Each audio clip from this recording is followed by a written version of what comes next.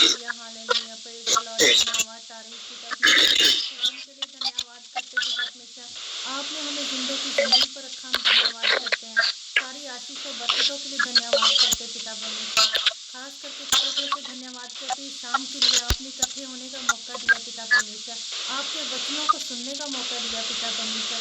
हम सुने नहीं बल्कि इस पर अमल करने वाले हो सके पिता परमेश्वर। पिता परमेश्वर हमारा गाना बजाना आपको पसंद आया पिता परमेश्वर। हम विश्वास करते हैं पिता परमेश्वर। हम जितनी भी फैमिलियाँ पिता परमेश्वर इकट्ठे होकर आपका नाम लेते हैं पिता परमेश्वर, हमें बहुत आशीष और बरकत दीजिए। हमारे परिवारों को बचाइए पिता परमेश्वर। पिता परमेश्वर हमारे परिवारों को, हमारे घरों के चारों तरफ पिता परमेश्वर अपना पाक बाड़ा बांध दीजिए पिता परमेश्वर। हमारे घरों के दरवाजों पर अपना पाक लहू लगाइए। कोई भी वायरस, कोई बीमारी, कोई दुख पिता परमेश्वर इस घर इन घरों को छूने ना पाए पिता Yes, my परमेश्वर। Lord हम Jesus. गवाही बन सके पिता परमेश्वर। Yes, हमें Lord. अपनी गवाही के लिए खड़ा कीजिए पिता परमेश्वर। Thank you, Lord. पिता परमेश्वर दुआ करती हूँ पिता परमेश्वर, ये जो महामारी आई है पिता परमेश्वर, अपना हाथ बढ़ाइए और उसको थाम दीजिए पिता परमेश्वर। Yes, क्योंकि my Lord. एक न एक बाप आप ही हैं जो पिता परमेश्वर इस बीमारी को थाम सकते हैं। पिता परमेश्वर बहुत से लोग आपके आगे पिता परमेश्वर अपना सर झुकाएं और आपकी गवाही का कारण बन सके पिता परमेश्वर। पिता परमेश्वर और क्या मांगू, आपके नाम से मांगती हूँ। आमीन आमीन आमीन। एक बार फिर से खुदावंद यीशु के बाबरकत जिंदा और जलाली नाम में आप सबको सलाम। Praise the Lord. जय मसीह जी। और खुदा का शुक्र करते हैं फिर से एक बार कि उसने हमें मौका दिया कि हम जिंदों की ज़मीन पे रह के उसके नाम की गवाही देने वाले हो सकें। आज का दिन प्रभु ने हमें दिया, उसके लिए धन्यवाद करते हैं। बहुत सारी बरकतें दी, उसके लिए धन्यवाद करते हैं। और प्रभु ने ये खास शाम दी ताकि हम उसकी हमदोस्ताइश, उसकी स्तुति कर सकें, उसके भजन गा सकें, उसके आगे अपनी मिन्नतें, रिक्वेस्टें, प्रार्थनाएं रख सकें, ताकि आने वाले दिनों में प्रभु हमें बचा के रखे और हमें वो शांति दे जो सच्ची शांति उसकी तरफ से आती है। मैं सोच रहा था कि आज हम वचन से क्या शेयर करेंगे। काफ़ी इधर उधर सर्च करने के बाद मेरे मन में प्रभु ने डाला कि आजकल बहुत दुनिया में बेचैनी बढ़ी हुई है। जो भी देखते हैं रेस्टलेस है, एक अननोन फियर है सब जगह, क्योंकि ये जो कोरोना वायरस की महामारी है इसके कारण बहुत सारे लोग अपने घरों में बंद हैं, दुखी हैं और उन्हें पता नहीं है कल का क्या होगा। खास करके जो हमारी एल्डरली पॉपुलेशन है, बुजुर्ग हैं, उनके ऊपर इसका कुछ ज़्यादा ही अत्याचार हो रहा है। तो सब लोग इसमें से दुखी हैं, बेसिकली अपने घरों में बंद होकर रह गए हैं और अपने मन, उनके सबके मनों में एक बेचैनी है, एक एंजाइटी है, एंशियस है अपने आप में कि पता नहीं हम इसमें से क्या कैसे बाहर निकल सकते हैं। तो मैंने कुछ बाइबल में से आपके सामने वर्सेस निकाली हैं, वो शेयर करेंगे और उनके थ्रू हम सीखेंगे कि हम इस बेचैनी से कैसे सुकून पा सकते हैं। जो इतनी रेस्टलेस है आजकल, उसमें से हमें कैसे रेस्ट मिल सकती है।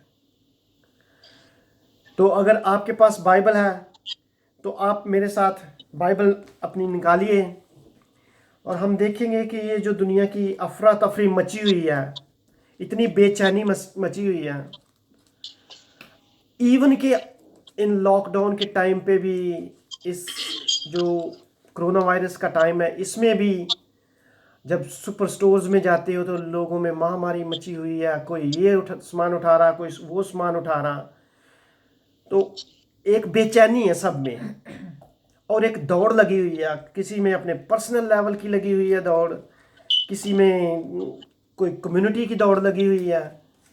इसमें बहुत सारे अच्छे काम भी हो रहे हैं, बहुत सारे अच्छे इंसान भी आगे आए हैं जिन्होंने इंसानियत की, ह्यूमैनिटी की हेल्प की है।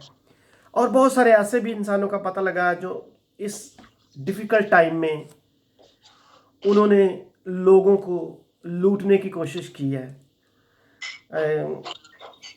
मैं किसी को जज नहीं करूँगा कि क्यों उसने प्राइस बढ़ाए अपनी शॉप के, पर हो सकता है उसकी कोई मजबूरी हो। पर ये एक देखने का टाइम है कि कौन किसकी कितनी हेल्प कर सकता है, क्योंकि ये जो कोरोना वायरस की प्रॉब्लम है, इसने छोटे से लेके बड़े को अफेक्ट किया है। इसने कोई नहीं देखा गरीब है और अमीर है, कोई नहीं देखा इसने एक लेबरर है और एक प्रेसिडेंट है, सबको अफेक्ट हुआ इसका। तो इस स्पेशल टाइम पे मुझे लगता है जो इतना रेस्टलेस है दुनिया में, उसके लिए हम सीखेंगे मिलकर कि बाइबल हमें क्या सिखाती है और बाइबल हमें क्यों क्या बताती है इसके बारे में। क्योंकि हम प्रभु के स्पेशल लोग हैं, हम उसकी निज प्रजा है। वो कहता है तुम मेरी पर्सनल प्रजा हो, निज प्रजा है, और उसने हमें अपने खून से खरीदा हुआ है। यीशु मसीह ने अपने खून की कुर्बानी दी है, अपनी कुर्बानी दी है, और हम उसके खून की खरीद है। और जब कोई बंदा किसी चीज़ को खरीद लेता है तो फिर उसके ऊपर उसका अधिकार होता है, अथॉरिटी होती है कि वो जैसा चाहे उसके साथ वो ऐसा कर सके। वह हमारा प्रभु इतना प्यारा है, इतना भला है कि उसने हमारे साथ मोहब्बत ही की है। चाहे उसने हमें खून देकर खरीदा है, फिर भी उसकी मोहब्बत हमारे ऊपर शो होती है। मगर कभी कभी क्या होता है, एज ए ह्यूमन लाइफ, जो जैसी ज़िंदगी हमारा प्रभु हमसे चाहता है वैसी ज़िंदगी हम नहीं जी पाते। हम जो उसका लॉ है उसको डिसओबे करते हैं, तो हमारे अंदर एक बेचैनी आती है क्योंकि हम उसके अगेंस्ट हो गए हैं। और जब वो बेचैनी आती है तो फिर हम ना तो हमें अच्छी नींद आती है, ना ही कोई हमें सेटिस्फेक्शन मिलती है। हमारे अंदर चिंता आ जाती है, हमारे अंदर फिक्र आ जाते हैं, हमारे अंदर एक भागम भाग मच जाती है कि अब इसको हम कैसे सॉल्व करें। मैं सोचता हूँ कि जो मसीह लोग हैं, हम बिलीवर्स हैं, हमारा जो बिहेवियर है, हमारा जो एटीट्यूड है, वो जो हमारा गुरु है जिसको हम मानते हैं यीशु मसीह, उसके जैसा होना चाहिए। पर फिर भी बहुत बार हम गिर जाते हैं, क्योंकि बाइबल कहती है कि कोई भी धर्मी नहीं है, सब ने गुनाह किया और सब उसकी महिमा से रहते हैं। पर फिर भी हमारा खुदा इतना भला है कि वो चाहता है हम हर हाल में खुश रहें। वो हमें वो ब्लेसिंग देना चाहता है और खुश रखना चाहता है।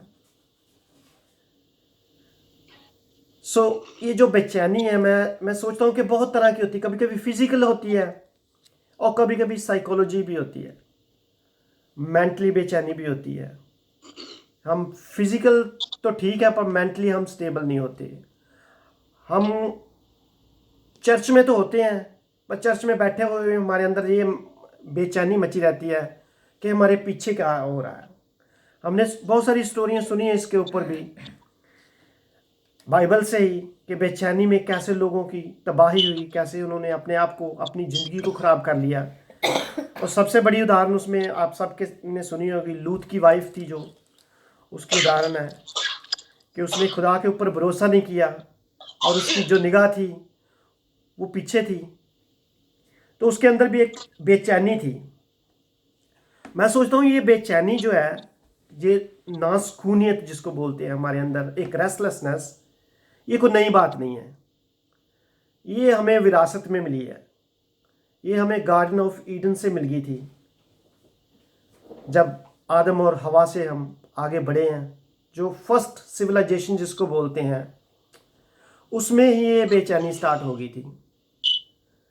हम देखेंगे कि कैसे ये बेचैनी स्टार्ट हुई थी और क्या खुदा की वो लानत थी, कर्ज था हमारे ऊपर, जिसकी वजह से आज भी हम इंसानों में वो बेचैनी आगे बढ़ती जा रही है। अगर आपके पास बाइबल है तो आप मेरे साथ निकालिए बाइबल की फर्स्ट बुक ऑफ जेनेसिस, उत्पत्ति की किताब, और हम जाएंगे उसके चैप्टर 4 में, उसका 4 बाब और उसकी कुछ आयतें पढ़ेंगे। ये स्टोरी है 2 भाइयों की, हाबिल एंड कान, अबेल एंड केन। इस स्टोरी के बारे में आपने पहले बहुत बार सुना होगा, बहुत खुदा के अच्छे अच्छे दासों से सुना होगा, और मेरा मानना है कि आपने बहुत सारी ब्लेसिंग पाई होगी।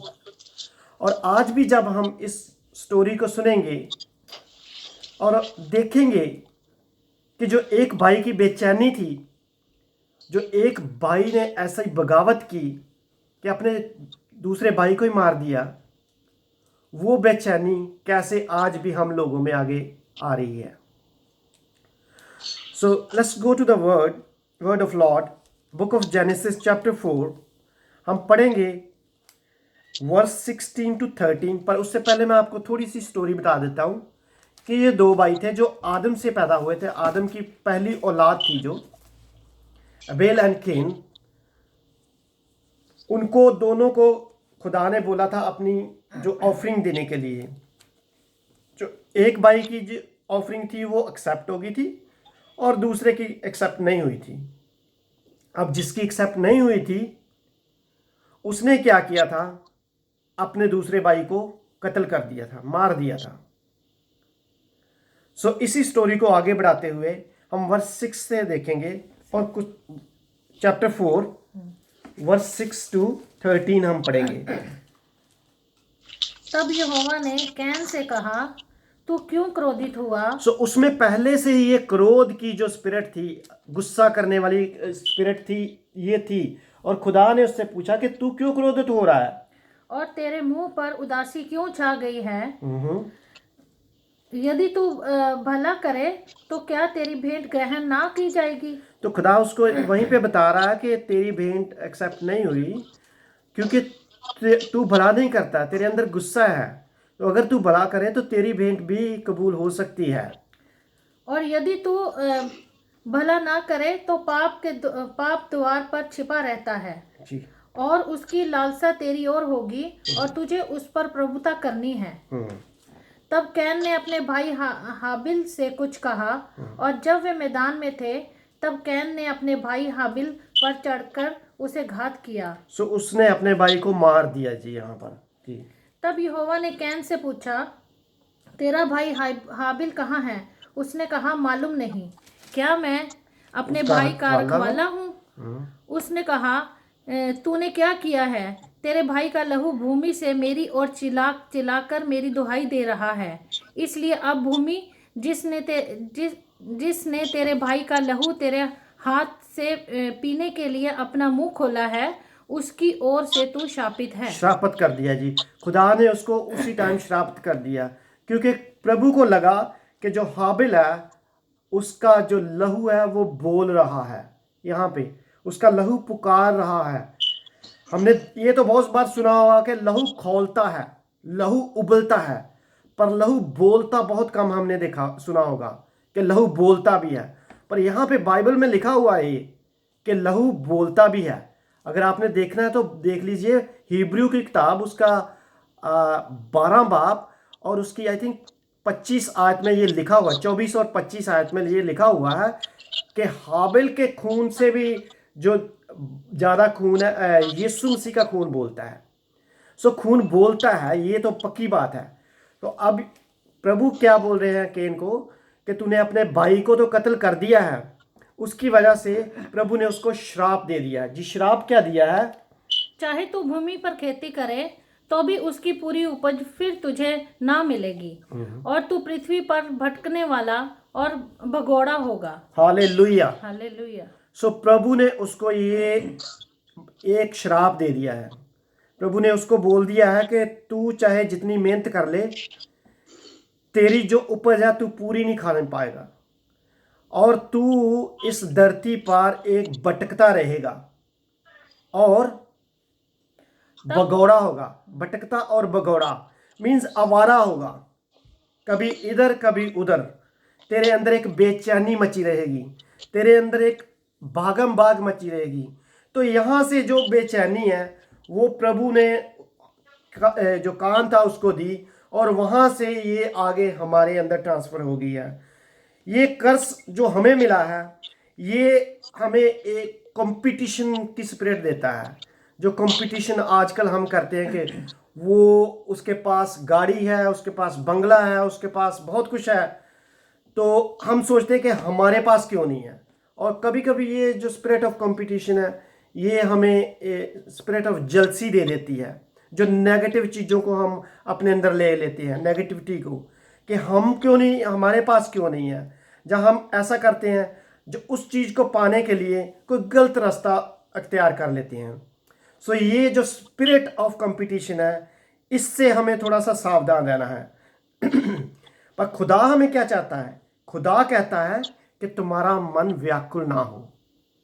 पर खुदा फिर भी हमें ये कहता है, वो ओल्ड टेस्टामेंट में खुदा ने जो कर्ज दे दिया था कान को, उसके बजाय अब नए टेस्टामेंट में जब यीशु ने हमारे लिए हमारे पापों के कारण अपनी कुर्बानी दी, अपना खून बहाया, तो अब नए नियम में यूहन्ना की पुस्तक अगर देखें, उसका 14 बाब और उसकी पहली वर्ष में ये लिखा हुआ है कि तुम्हारा मन व्याकुल ना हो। अब हमें उस कर्ज से तो मुक्ति मिल चुकी है, पर क्या हम उस कर्ज से बाहर आ चुके हैं पूरी तरह से? ये अब हमारे एटीट्यूड के ऊपर डिपेंड करता है कि हमने क्या करना है। सो यूहन्ना की इंजील उसका 14 बाब अगर देखें तो पहले वर्ष में ये लिखा हुआ है, तुम्हारा मन व्याकुल ना हो। सो यहां पर यीशु कह रहा है कि तुम्हारा मन जो है व्याकुल ना हो। ये आपसे बात कर रहा है। जितने आप लोग मेरे को सुन रहे हैं इस बार, जितने लोग मेरे को देख रहे हैं, ये प्रभु का वचन डायरेक्टली आप सबसे बात कर रहा है कि तुम्हारा मन व्याकुल ना हो। क्योंकि अगर तुम्हारा भरोसा परमेश्वर पर है तो मेरे ऊपर भी भरोसा करो। जी, तुम्हारा मन व्याकुल ना हो, परमेश्वर पर विश्वास रखो और मुझ पर भी विश्वास और रखो। मुझ पर भी विश्वास रखो। सो खुदा हमें क्या कह रहा है कि तुम्हारा जो मन है वो व्याकुल ना हो। अगर तुम्हारा भरोसा जो है परमेश्वर पर है तो मेरे ऊपर भी भरोसा रखो। जीसस उनको बोल रहा है। जी, सेकंड, मेरे पिता के घर में बहुत से रहने के स्थान हैं। वो कहता मेरे पिता के घर में बहुत सारे रहने की जगह है, बहुत सारे मकान है। अगर ना होते तो मैं आपको कह देता। तो आपको चिंता करने की क्या जरूरत है? यीशु ने कहा है कि मैं अपनी शांति तुम्हें दे देता हूं, अपनी शांति देता हूं। वो वाली शांति नहीं जो संसार देता है, बल्कि अपनी शांति देता हूं। सो इससे हमें ये दिखता है कि जो संसार की शांति है और यीशु की शांति है, ये दो अलग अलग तरह की शांति है। जो पीस है हमारे अंदर आनी चाहिए। सो यीशु की जो पीस है वो हमें जब मिल जाती है तो हमारे अंदर बेचैनी खत्म हो जाती है, जो रेस्टलेसनेस है वो खत्म हो जाती है, हमारे अंदर एक सुकून आ जाता है। क्योंकि यीशु ने कहा, ये थके हुए बोझ के दबे हुए लोगों मेरे पास आओ, मैं तुम्हें आराम दूंगा।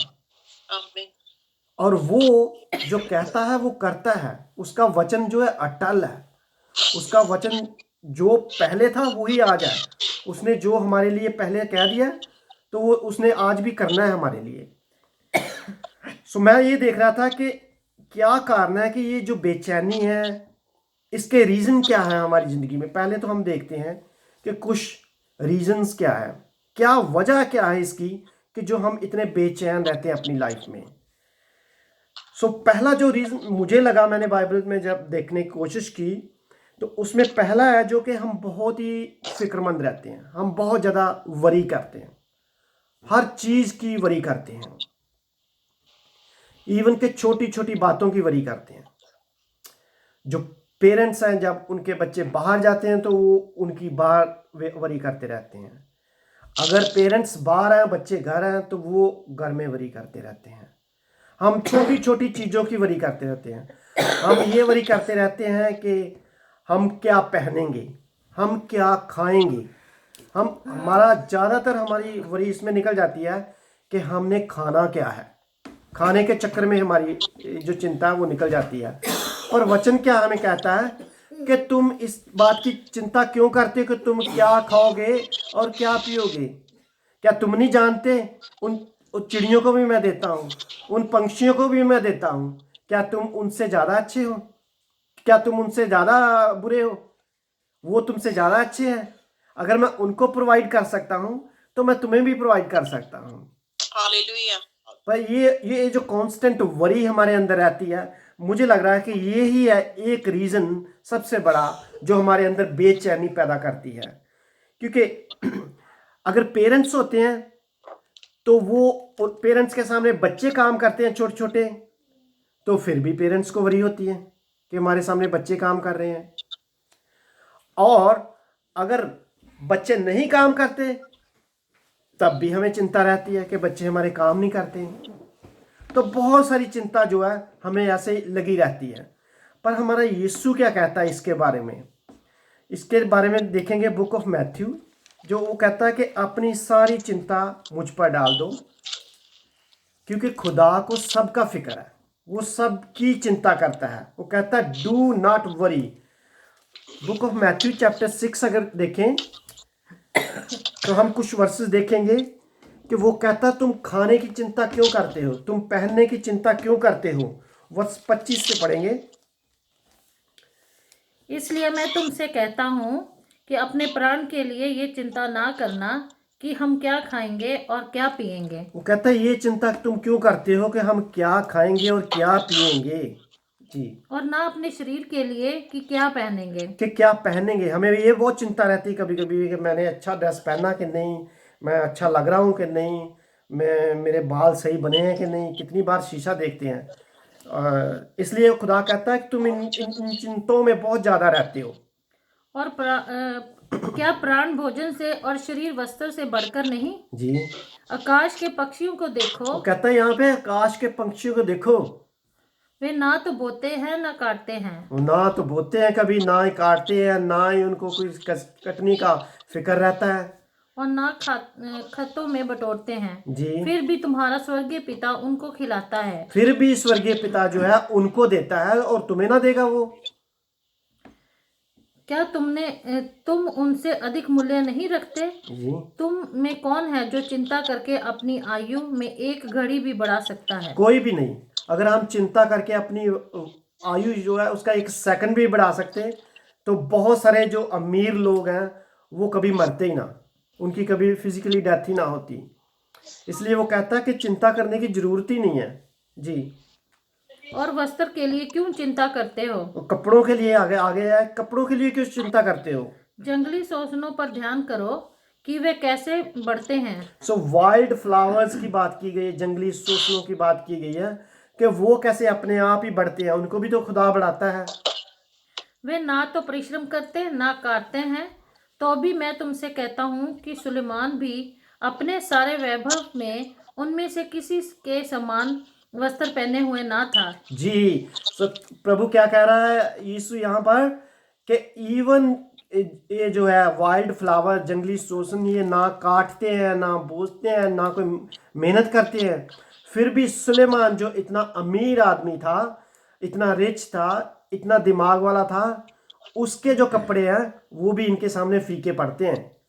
इसलिए जब परमेश्वर मैदान के घास को जो आज है और कल झाड़ में झोंकी जाएगी ऐसा वस्त्र पहनाता है, तो हे अंधविश्वासियों, तुमको वह इतने बढ़कर क्यों ना पहनाएगा। हालेलुया। आमीन। तो वो कहता है कि अगर वो जो घास है उसको प्रोवाइड करता है, जो पक्षी है, बर्ड्स है, उनको प्रोवाइड करता है, तो हे अंधविश्वासियों, तुम्हें क्यों नहीं वो देगा। यहाँ पर ऐसा लगता है कि थोड़ी सी ना डांट पड़ गई हमें। प्रभु ये कह रहा है कि तुम्हें मैं क्यों नहीं दूंगा, तुम उनसे बढ़कर हो, तुम तो उनसे ज़्यादा मूल्यवान हो। उन चीज़ों को की तो अथॉरिटी मैंने तुम्हें दी हुई है। जो इंसान है उसको मैंने ये अथॉरिटी दी हुई है कि वो अपना कंट्रोल रखे बर्ड्स के ऊपर, ये ग्रास के ऊपर, फ्लावर्स के ऊपर। तो ये तुमसे बढ़कर है जो कोई फिक्र नहीं करते, जो मेहनत नहीं करते, फिर भी वो बढ़ते हैं। तो इसलिए मैं यहाँ पे आपको क्या कहना चाहता हूँ ब्रदर एंड सिस्टर, कि do not worry, be happy. फिर से कहूंगा, डू नॉट वरी, है यहोवा यरी। आमीन। आमीन। तो यहोवा यरी है, वो प्रोवाइड करता है, वो प्रोवाइड कर सकता है, हर चीज को प्रोवाइड करता है। So do not worry. जो सेकंड चीज मैं देख रहा था कि हमारे अंदर बेचैनी को पैदा करती है, वो है स्पिरिट ऑफ डिसकंटेंटमेंट, अनसेटिस्फैक्शन जिसको बोलते हैं हम, जिसको बोलते हैं अनसुकूनियत, कि हम सेटिस्फाई होते नहीं, किसी चीज़ को भी लेके, जो कुछ मेरे पास है उससे मैं सेटिस्फाई होता ही नहीं। मैं सोचता हूँ कि मेरे पास और होना चाहिए। अगर मेरे पास एक गाड़ी है तो मैं सोचता हूँ इससे बड़ी गाड़ी होनी चाहिए। घर है तो मैं सोचता हूँ इससे बड़ा घर होना चाहिए। अगर जॉब है तो मैं, हाँ, प्रोग्रेस करना is okay, is good, but वो प्रोग्रेस के साथ साथ ये है कि जो आपके पास है उसमें भी खुश रहना चाहिए। याकूब की पत्री में क्या कहता है, जो कुछ तेरे पास है उसे थामे रख, स्टेड फास्ट और hold on what ever you have, तो तेरा परमेश्वर तुझे जीवन का मुकुट देगा। सो यहाँ पर मैं आपको इनकरेज करना चाहता हूँ इन वर्ड्स के थ्रू कि प्रभु ने जो भी आपको फ्रूट दिए हैं, पवित्र आत्मा के फल दिए हैं, उन्हें संभाले रखिए, उनका इस्तेमाल कीजिए, और तभी प्रभु आपको और ग्रो करेगा, उसमें इंक्रीज करता जाएगा, एक के बाद एक। कहता पवित्र आत्मा के फलों की धुन में लगे रहो, तभी हमें मिलेंगे। सो हमें पवित्र आत्मा के फलों को ढूंढते रहना है। जो थर्ड चीज़ है हमारे बेचैनी को पैदा करती है, वो है sometime we are weak in faith of God, और वी डिस्ट्रस्ट हो जाते हैं अपने लोगों के ऊपर ही। गॉड के साथ भी हम रहते हैं थोड़ा सा, और अपने लोगों के साथ भी। थोड़ी सी मुश्किल आती है तो हम कहते हैं इतनी देर से तो मैं चर्च जा रहा हूँ, तो रोज़ चर्च जाता है, तो रोज़ चर्च जाती है, अब तक तो कुछ हुआ नहीं है, अब तक तो हुआ नहीं है। तो हमारा ट्रस्ट जो है ना, हमारा फेथ है, वहाँ पे शो करता है थोड़ा सा वीक है। ऐसा ही हमारा आपसी रिश्ते हैं जो उसमें होता है। जब कभी हस्बैंड वाइफ का होता है सपोज, सो हस्बैंड वाइफ की थोड़ी सी अनबन होती है, तो वाइफ सोचती है हो सकता है हस्बैंड का कहीं अफेयर हो, और ऐसे ही हस्बैंड सोचता है हो सकता है वाइफ का कोई चक्कर हो। सो ऐसे जो ट्रस्ट है उसकी जो स्पिरिट होती है वो हमारे अंदर एक बेचैनी पैदा करती है। जब आपको लगता है कि आपके कोई सेटिस्फेक्शन नहीं है, आपके ऊपर ट्रस्ट की कमी है, आपके ऊपर फेथ की कमी है, तो आप फिर क्या करते हैं, कुछ सोचना स्टार्ट कर देते हैं, कुछ ऐसी युक्तियाँ अपने मन में लाते हैं जो आपको बुरा ख्याल देती हैं, जो नेगेटिव थॉट्स होती हैं। सो फिर जब नेगेटिव थॉट्स आती हैं तो शैतान को बहुत जल्दी मौका मिलता है कि वो आके अपना घर वहाँ बना लेता है। इसलिए मैं आपको यहाँ पर इनकरेज करना चाहता हूँ कि अपने फेथ को थोड़ा बढ़ा के रखें, स्ट्रॉन्ग करके रखें। हाँ, मुश्किलें आएंगी, मुसीबतें आएंगी, पर हमारा खुदा है, जो हमारा प्रभु है, जो वो सबसे बड़ा है, वो आपको इस मुसीबतों से निकाल लाएगा। आमीन। एंड द नेक्स्ट वन जो मैं देख रहा था कि क्या हमारे अंदर जो बेचैनी को पैदा करती है, रेस्टलेस पैदा करती है, वो है स्पिरिट ऑफ अनग्रेटफुलनेस, ना शुक्रगुजारी जिसको बोलते हैं हम, अनथैंकफुल, ना फरमानी। बाइबल हमें बताती है कि हर हाल में आनंद रखो, जो भी है, whatever the circumstances you have, उसमें खुश रहो, आनंद रहो। पर फिर भी हम कभी कभी ऐसा सोचते हैं कि नहीं, मेरे पास जो है वो मेरा ही है, अपनी समझ का सहारा लेते हैं।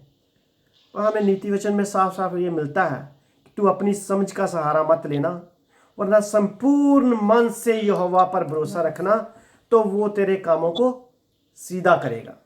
आमीन। सो ये जो स्पिरिट ऑफ अनग्रेटफुलनेस है, जो हमने देखी थी पिछले दिनों में, हमने स्टोरी सुनी थी वो 10 कोड़ियों की। उसमें एक कोड़ी जो है वापस थैंक्स गिविंग के लिए वापस आता है, और 9 जो है वापस नहीं आते। सो उन 9 में था जो हमने देखा स्पिरिट ऑफ अनग्रेटफुलनेस, और एक ही था जिसमें ग्रेटफुलनेस, थैंक्स गिविंग की स्पिरिट थी। सो ये आज के टाइम में भी हमें यही शिक्षा मिलती है कि 90% टाइम जो हमारा होता है वो हम नाशुक्रे रहते हैं। इतनी सारी प्रभु ने हमें ब्लेसिंग्स दी हुई है, फिर भी हम ये सोचते रहते हैं कि नहीं, थोड़ा सा और होता तो अच्छा था। और जहाँ कभी कभी हम ये सोच लेते हैं कि ये तो मेरी वजह से ही हुआ, ये तो मेरी अक्लमंदी थी, मैंने ऐसे कर दिया, देखा मैंने बोला था ये ऐसा करो, मेरे करने से हुआ, अदरवाइज तो ये होना ही नहीं था। सो हम अपने वो जो सारा क्रेडिट है आप ले लेते हैं, बल्कि ये क्रेडिट देने के लिए कि प्रभु को। सो ये चीज़ ही है जो हमारे अंदर बेचैनी को पैदा करती है। फिलिपियों में पौल क्या कहता है कि हर हाल में आनंद करो, जो भी तुम्हारी शुक्रगुजारी है प्रभु के आगे अपनी विनती लेकर आओ, तब वो तुम्हारी विनतियों को स्वीकार करेगा। शुक्रगुजारी के साथ जो भी तुम्हारी प्रेयर रिक्वेस्ट है उसके पास लेके आओ। तो मैं आपको बताना चाहता हूं कि हमें हर हाल में उसका शुक्र करना चाहिए, जो भी हमारे हालात हों। चाहे आजकल हम लॉकडाउन में हैं, घरों में हैं, तो मेरे ख्याल में तो ये हमारे लिए अच्छी बात है कि हम ज़्यादा से ज़्यादा टाइम अपना वचन की तरफ लगा सकते हैं। जब हम बाहर नहीं जा सकते, बाहर की चीज़ों को नहीं देख सकते, तो क्यों ना हम ऐसा टाइम निकालें कि हम अपने घर में बाइबल पढ़ें, प्रभु के जो दूसरे दास हैं उनके वचन सुने और कुछ सीखने की कोशिश करें। सो ये कुछ पॉइंट्स थे जो मैंने आपके साथ शेयर करने थे कि जो बेचैनी है, रेस्टलेसनेस है, हमारे अंदर कैसे आ जाती है। अब कुछ पॉइंट है मैंने जो नोट किए कि इस बेचैनी को ओवरकम कैसे किया जाता, कैसे हम इससे निजात पा सकते हैं। सो पहली बात तो जो है वो ये है कि मसीह में जीना स्टार्ट कर दें। Amen. जो हमें सबसे पहला काम करना है कि हमने मसीह को जीना स्टार्ट करना है। हमने ये बोलना है, अभी जैसे गाना गाया था, मिठा नाम यह वादा मेरे दिल विच वस जाए। सो यही कहना है कि उसका मीठा नाम है जो वो मेरे दिल में बस जाए, और फिर मेरी नहीं जो उसकी मर्जी है वही पूरी हो। Hallelujah. तब आप देखना कैसा डिफरेंस आता है, आपकी जो बेचैनी थी उसमें से आपको कैसे शांति मिलती है। और सेकंड चीज़ है जो वो ट्रस्ट इन गॉड, खुदा के ऊपर भरोसा स्टार्ट करें, अपनी सारी फिक्र जो है उसको दे दें। फर्स्ट पीटर में क्या बोलता है, चैप्टर 5:7 में, cast all your care upon him for he cares for you. अपनी सारी चिंता फिक्र उसको दे दो, क्योंकि उसको तुम्हारा फिक्र है। पूरे मन से यहोवा पर भरोसा रखना। पंजाबी च उन्हें लिखा कि अपना भार सारा जड़ा ओदे ते सुट दे और तुम्हें किसी बात की चिंता नहीं रहेगी। और जब हमने सुट देना है तो फिर वापस नहीं उठाना। थर्ड चीज़ जो मुझे लग रहा है कि हमारा सुकून को बढ़ाती है, हमारी शांति को, वो